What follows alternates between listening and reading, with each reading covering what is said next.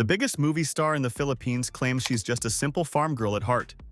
She shares videos of herself feeding cows and picking mangoes in the provincial heat. But look closer and you'll see she has quietly built a 16-hectare fortress worth millions, where her entire family and a full staff live together. Is she really just roughing it?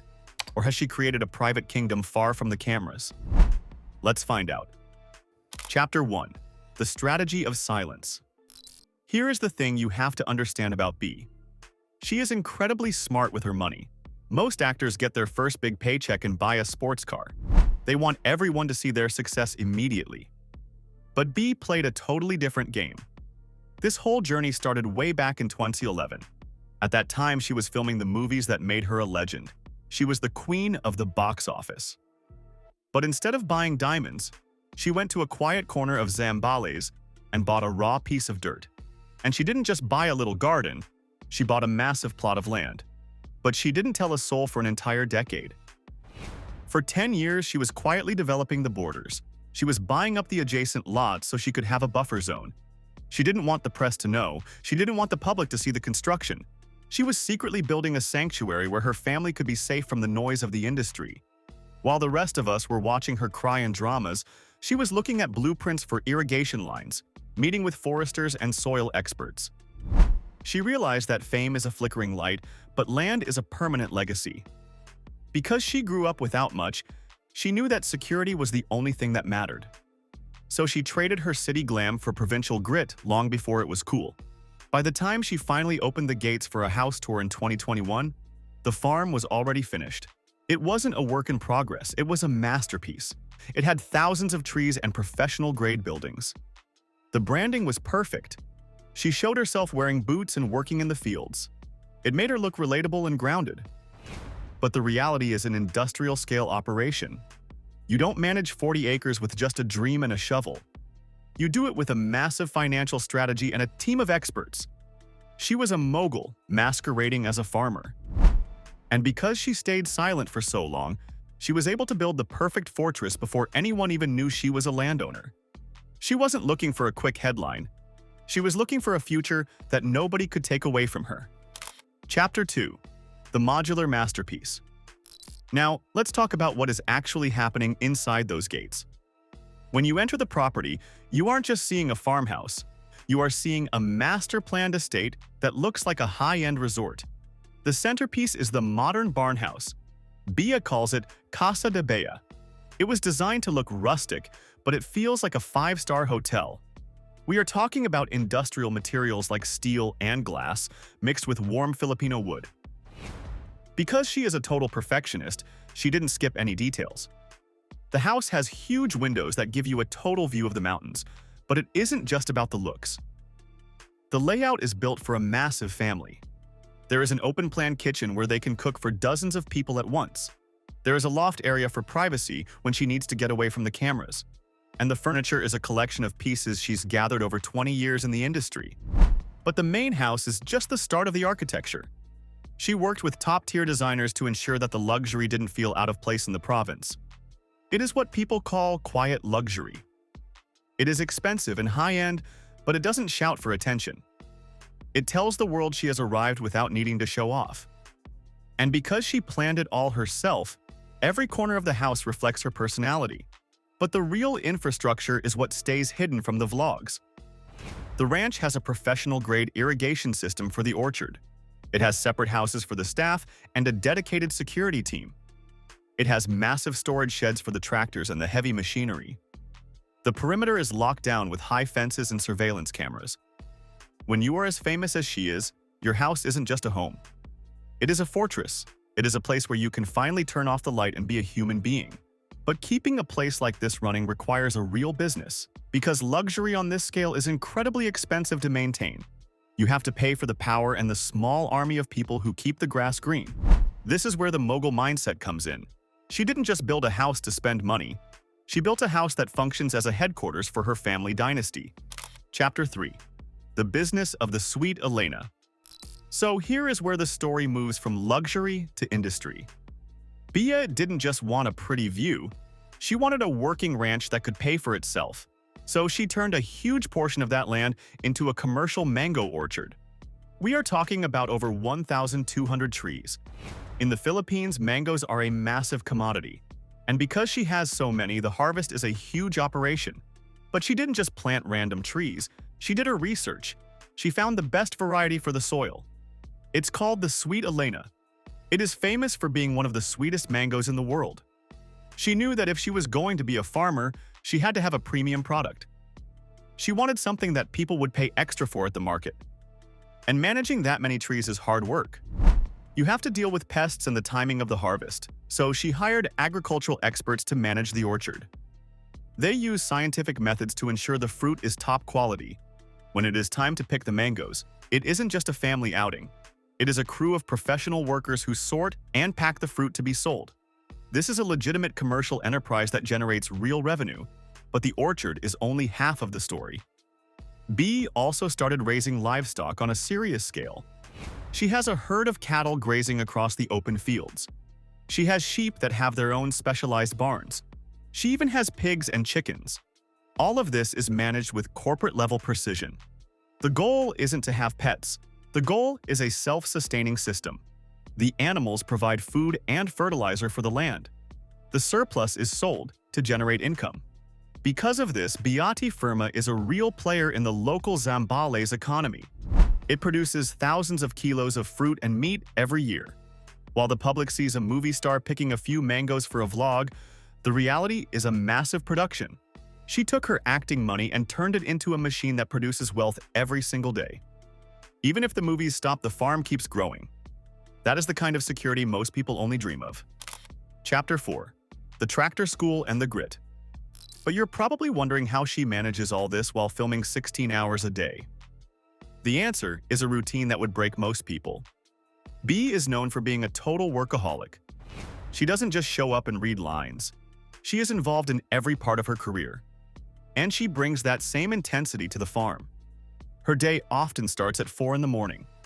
She works until the job is done. Sometimes she doesn't get home until the next morning.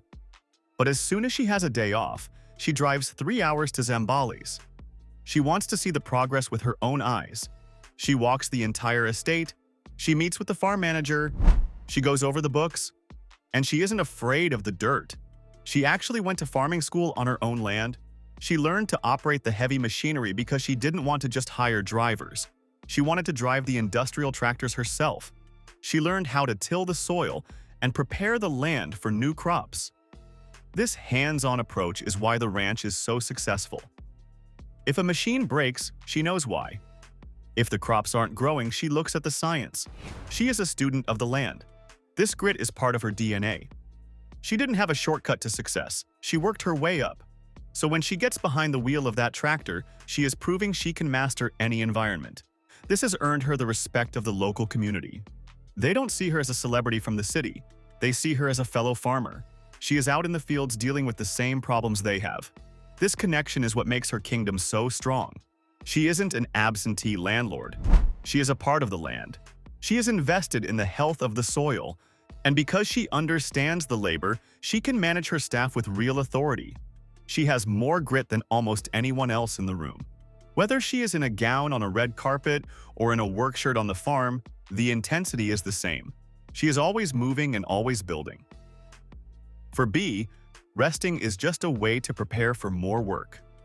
Chapter 5. The Science of the Closed Loop. Here is something many people don't know about Beati Firma. It is a modern experiment in being off the grid. In the province, the power grid is notoriously unreliable. You have blackouts all the time. But for a ranch with professional cooling for animals and high-end security, you can't have the power go out. So Bea made a massive investment in solar energy. The property is covered in solar panels. They generate enough electricity to run the entire compound. The houses, the pool, and the industrial equipment all run on the sun. This was expensive at the start, but it was a brilliant long-term play. Now, the farm's biggest expense is basically free. And because she has a massive battery backup, the lights stay on when the rest of the province is dark. And she didn't stop with power. She built a sophisticated water system. They have deep wells for clean water.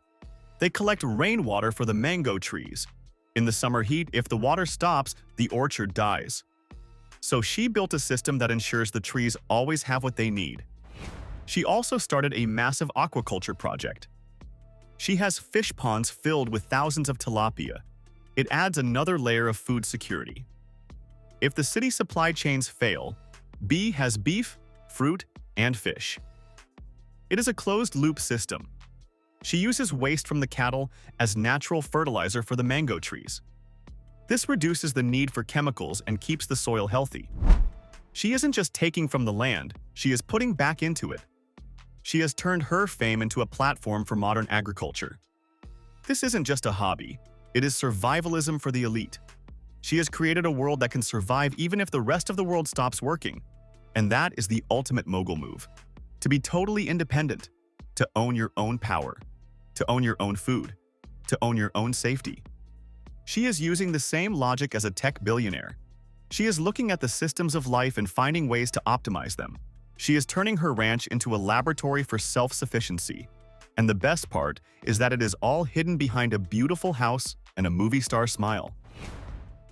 But make no mistake, this is a fortress built with billionaire-level resources. She is ready for anything. And she did it all while the public thought she was just picking fruit for her vlog. Chapter 6. The Private Village for the Family. Beati Firma isn't just a business, it is a family headquarters. Bea didn't just build one house. She built a series of homes so her entire world could live together.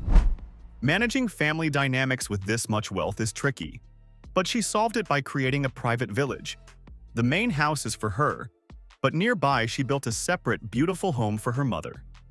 This was the original goal of the project. She wanted her mother to have peace and grow her own vegetables, and right next to that, she built a space for her brother and his family. This allows them to stay together but gives everyone their own space. Even the closest families need a little room to breathe. And then you have the staff. You can't run 16 hectares alone. Bea built high-quality quarters for the workers. These aren't just sheds, they are decent homes. She even built a small chapel on the property. That is a very Filipino touch. It is a place where the family can go to pray without leaving the safety of the gates. She also built the Bea. That is her bahay kubo. It is a traditional hut made with high-end sustainable materials. It preserves the culture while being built to last. And don't forget the treehouse. She built it for her nephew, but it is a high-end architectural structure. It isn't just boards in a tree. It is a modern design where he can grow up loving the land. When you look at the drone shots, you realize it is a miniature city. It has its own roads, it has its own hierarchy. It is the ultimate dream. Taking everyone you love and putting them in one secure, beautiful place where nobody can bother you. By having everyone on the land, she has removed the biggest stress of a high-pressure career. She does not have to worry about missing family birthdays or spending time with her mom. They are all right there. She has created a communal living system that actually works. And because everyone has their own house, they do not get on each other's nerves. They can have family dinner and then retreat to their own private sanctuaries. It is a high-end version of the way Filipinos have lived for centuries.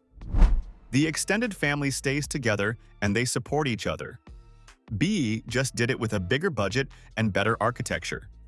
She is the anchor of the family. Chapter 7. The Madrid Move and the Golden Visa. But the 16-hectare ranch wasn't enough. When you have a mogul mindset, you think globally. Recently, Bea made a massive move in Europe. She bought a luxury apartment in Madrid, Spain. And the cost? Over 500,000 euros. But this wasn't just a vacation home, it was a strategic move to get a golden visa. This gives her and her family residency in the European Union. This is the ultimate insurance policy. It means she has a foothold in another continent. It shows she isn't just a farmer in the province. She is a global citizen with assets in expensive cities. It fits the empire narrative perfectly. She is thinking about the future of her mother and her nephew on a worldwide scale. The apartment is in a prime neighborhood called Zambales. It has classic European architecture and high-end interiors. But for Bea, it is a business asset. She is earning in pesos but storing wealth in euros. This is how the real elite stay rich. They don't keep money in one place. They spread it across the globe. She has been seen exploring Madrid and making connections. She is learning the culture and the language. She is becoming a global player. This expansion shows the scale of her ambition. She isn't satisfied with being the biggest star in the Philippines. She wants a legacy that isn't tied to one location. By buying in Spain, she is protecting her money in a stable market. If things ever get difficult at home, they have a sanctuary in Europe. This is exactly what the world's richest people do. They build a network of properties that give them freedom and security. She is playing the game at the highest level. It is one of the most powerful residency permits in the world. It gives her free movement across 27 countries. It means her family can live and study anywhere in the European Union. This is the ultimate gift for her nephew. She is opening the entire world to him. He can go to university in Madrid or work in Berlin. All because his aunt had the foresight to buy an apartment in Spain. This is what real power looks like. It is not just about the clothes. It is about the access. It is about the freedom to move across borders without asking for permission. Bea has turned her Filipino success into a global pass. She is a student of the world and she is making sure her family has a seat at the table. Chapter 8. The Economic Engine of Zambales. Finally, let's look at the impact on the local community. When a superstar builds an empire in a small town, everything changes. Bea employs dozens of local people. These aren't just seasonal jobs. Many have been with her for years. She provides steady work in an area where the economy is often slow. The workers have good housing and steady pay. The impact ripples out into the surrounding barangays. She buys her supplies and building materials from local businesses. She has pumped millions into the local economy, and because she is so famous, she put Zambales on the map. Every time she vlogs, millions see the beauty of the province. This attracts other investors and tourists to the area. She is an unofficial ambassador for the region. She has increased property values for the neighbors. Other investors are looking at Zambales because they see what she built. She has shown it is a great place for high-end agriculture. She shifted the future of the whole town. This is the true power of a mogul. You don't just change your own life. You change the lives of everyone around you. She didn't build a wall to hide. She built a business that lifts up her neighbors. She is a stakeholder in the region. The local government treats her like a partner. She has influence that goes way beyond her movies. She is a leader in her community. She knows that the success of the farm depends on the success of the people around her. If the workers are happy, the harvest is better. If the town is thriving, the infrastructure is better. It is a symbiotic relationship. She has become the economic heart of her corner of the province. She has created a world where people want to work. She has created a place where excellence is the standard. It shows the local youth that they do not have to move to Manila to be successful. They can stay on the land and build something great. She is a living example of what is possible. She has turned dirt into a hub of innovation. She has proven that agriculture is about the future and technology. And she is doing it with the same discipline she brings to the camera. She turned her scripts into soil. It is the most impressive role she has ever played. In the end, Bea Alonzo has become a silent leader. She does not need to shout about her success. She does not need to show off her wealth on every street corner. She lets her work speak for her. The mango trees are her statement. The high-tech solar array is her voice. The becal and the treehouse are her heart. She has proven that in the modern world, the greatest luxury is being able to disappear. She can go to her ranch and the world cannot reach her. She has her own power. She has her own water. She has her own food. She has her own family. She has everything she needs within those gates. This is true independence. Most people are reliant on a system they cannot control. But knowing her, she is already planning the next move. She is already looking for the next piece of land. She is already dreaming of the next expansion, because a mogul never stops building, a queen never stops ruling, and a star never stops shining. She is the undisputed master of her own destiny. And her legacy is growing with every sunrise over the mountains of Zambales. She has turned her life into the greatest blockbuster of them all. And she did it without needing a script. She just built the world she wanted to live in, and she owns every single inch of it. She is the girl from the city who became the owner of the world. And she did it all while making us believe she was just a simple girl with a farm. That is the ultimate performance. As long as people value roots and legacy, Beati Firma will stand as a symbol of what hard work can build. So if you were a superstar like Bea, would you choose the city or the farm? Share your thoughts in the comments, and make sure you subscribe for more deep dives into secret estates today.